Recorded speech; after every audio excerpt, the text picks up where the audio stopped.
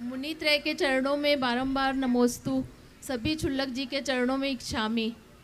महाराज जी 92 में आपने जो अनुकंपा की थी हम लोगों पे, उसके कारण हम लोग आज यहाँ तक पहुँचे। आज फिर जो अनुकंपा की है वो शायद कितने भी जन्म ले ले वो नहीं चुका पाएंगे। तो महाराज जी मेरा प्रश्न इसी अनुकंपा शब्द को लेकर है। तत्वार सूत्र जी के 6वें अध्याय में जो भूत प्रत्यानुकंपा को साता बेदनी का कारण बताया है, तो महाराज जी अनुकंपा तो आप लोग हम लोगों पे करते हैं, तो फिर वो वहाँ पर अनुकंपा शब्द क्यों लिखा हुआ है? बहुत अच्छा सवाल है। देखिए, अनुकंपा का अर्थ क्या है? अनुकंपा यानी एक प्रकार की करुणा, किसी की हिताकांक्षा से उसके प्रति संवेदना रखते हुए सहयोग का भाव रखना। गुरु भी अनुकंपा करते हैं और आप लोग भी अनुकंपा कर सकते हैं।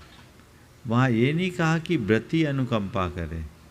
यहाँ भूत यानी प्राणियों पर अनुकंपा और व्रती यानी व्रतियों के ऊपर अनुकंपा करने से पुण्य का बंध होता है, साता बेदनी का बंध होता है।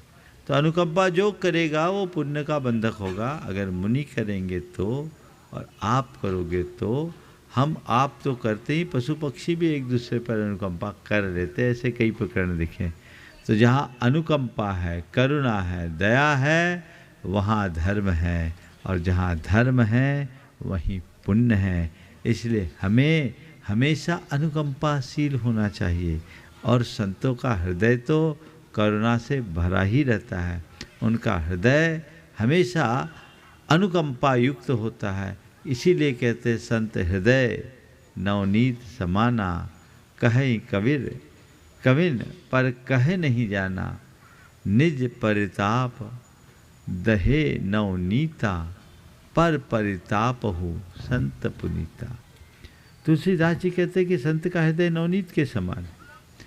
कवि लोग कहते हैं, लेकिन कवि लोगों को कहना नहीं आता। बोले क्यों? संत का हृदय नवनीत के समान नहीं है। बोले क्या है? बोले अलग है। बोले क्यों? संतों का हृदय नवनीत से भी आगे। बोले क्यों? नवनीत तब पिघलता है जब उस पर आँच आती है, और संत तब पिघलते हैं जब औरों पर आँच आती है। तो जो औरों की आँच से पिघल जाए वही करुणा का धनी होता है। सच्चे अर्थों में वही अनुकंपा का अधिकारी होता है। ऐसी अनुकंपा दया जिसके जीवन में घटती है उसका जीवन धन्य होता है, और वो अपने जीवन को सुंदर और बेहतर बनाने में समर्थ होता है।